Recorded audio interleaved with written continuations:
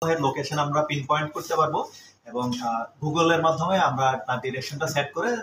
পরিচিত অপরিচিত যে কোনো মণ্ডপে যদি আমার যেতে ইচ্ছা করে বা যে কারো যেতে ইচ্ছা করলে খুব দ্রুত হ্রাস করতে ইচ্ছা করলে ওই ব্যক্তি বা ওই বাহিনী বা ওই অফিসার খুব দ্রুত ওই গুগলের সহায়তায় ওই জায়গায় গিয়ে একেবারে সরাসরি ওই মণ্ডপে গিয়ে হাজির হতে পারবেন সড়কপথ ব্যবহারের মাধ্যমে।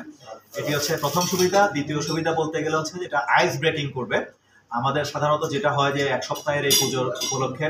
আমাদের জেলায় গত বছর প্রায় 435টা মণ্ডপ ছিল, এবছর ওই সংখ্যাটা বেড়ে 450-51 গিয়ে ঠেকেছে এই পর্যন্ত। এই যে 450টা মণ্ডপের সভাপতি সেক্রেটারি ওনাদের আসলে ফিজিক্যালি আমাদের সবার পক্ষে চেনা সম্ভব নয়, সবার নাম্বারও আসলে আমরা ঠিকভাবে আমরা রাখতে পারি না। তো সেক্ষেত্রে এখানে এই প্রত্যেকটা মণ্ডপ ওয়াইজ আমরা তাদের নাম্বারগুলো প্রিজার্ভ করেছি। প্রত্যেকটা মণ্ডপের যিনি প্রেসিডেন্ট, যিনি সেক্রেটারি এবং যিনি ওখানকার ভলান্টিয়ার দলের যিনি নেতা আছেন, টিম লিডার আছেন, স্বেচ্ছাসেবকদের ওই ভদ্রলোকের নাম এবং মোবাইল নাম্বার এখানে আছে। ঠিক একইভাবে আমাদের যখন ধরেন ভোর 4টার দিকে আমার যদি ইচ্ছা করে যে আমি স্বেচ্ছাসেবক সম্বন্ধে একটু খবর নিব, ডিউটি করছে কিনা, তখন আমি ওই যিনি দলনেতা আছেন তাকে ফোন দিতে পারি, অথবা যিনি প্রেসিডেন্ট আছেন ওই মণ্ডপ পরিচালনা কমিটির, অথবা যিনি সেক্রেটারি আছেন তার নাম এবং নাম্বার যেহেতু আমার অ্যাপসে সংরক্ষিত আছে, আমি তার সাথে খুব ইজিলি যোগাযোগ করতে পারবো। আমার সিনিয়র অফিসাররা চাইলে কেউ ঢাকায় বসে পুলিশ হেডকোয়ার্টার থেকে যোগাযোগ করতে পারবেন, কেউ রেঞ্জ অফিসে আমাদের ডিআইএসআর অফিস থেকে যোগাযোগ করতে পারবেন। ঠিক একইভাবে একজন সাধারণ নাগরিক হিসেবে কেউ যদি ফিল করে যে কোনো একটা তথ্য বা কোনো একটা বিষয় আছে যেটা পুলিশের সাথে শেয়ার করা দরকার, অথবা যেটা আনসারের সাথে শেয়ার করা দরকার, অথবা ইউএন অফিসের সাথে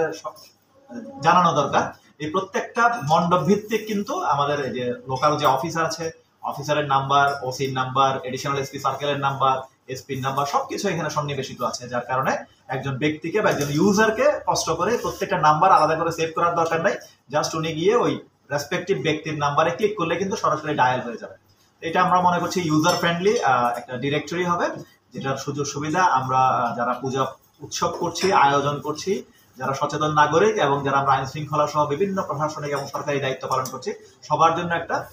ভালো একটা যোগাযোগের মাধ্যম হয়ে দাঁড়াবে বলে আমরা বিশ্বাস করছি আর কি। যেহেতু এখন সবাই স্মার্টফোন ব্যবহার করে, সবার কাছে আমরা অ্যান্ড্রয়েডের অ্যাপস আমরা ইউজ করে থাকি, সুতরাং এটাও একটা ছোট অ্যাপস, যে অ্যাপসটা সংরক্ষণ করলে সবাই আমরা খুব সুন্দর একটা পূজা উৎসব আমরা উদযাপন করতে পারবো বলে আমরা বিশ্বাস করি। নিরাপত্তা রক্ষায় এই অ্যাপসটি আসলে কোনো ভূমিকা আছে কিনা বা কি ধরনের ভূমিকা থাকবে? ঝিনাইদহের যেটা আমি গত 1 বছরে স্টাডি করেছি, এখানে কোনো কিছু হলে প্রথমে আমরা এটা ফেসবুকে দেখি, তারপরে দেখি আমরা এখানকার যারা স্থানীয় সাংবাদিক আছে তাদের ওয়ালে দেখি, পরবর্তীতে আমরা যখন থানায় বা ক্যাম্পে বা ফাঁড়িতে যোগাযোগ করি তখন বলে যে স্যার আমরা এখন ওই বিষয়ে কিছু জানি না। তো মানুষজন এখানে হচ্ছে কি হাইটেক ইউজার এবং তারা ওই পুলিশকে না বলে এটা ফেসবুকে দিয়ে দেওয়াতে স্বাচ্ছন্দ্য বোধ করে। তো আমরা চিন্তা করলাম যে আমরা যদি এই টাইপের একটা টুল আমরা ডেভেলপ করতে পারি যেটা মানুষজন স্মার্টফোনের সাথে ইউজ করতে অভ্যস্ত হবে, তখন হবে কি খুব অনায়াসে এই নাম্বার হবে বলে তার কাছে হয়তো ওসির নাম্বার ওভাবে, তার কাছে ক্যাম্পের নাম্বার না,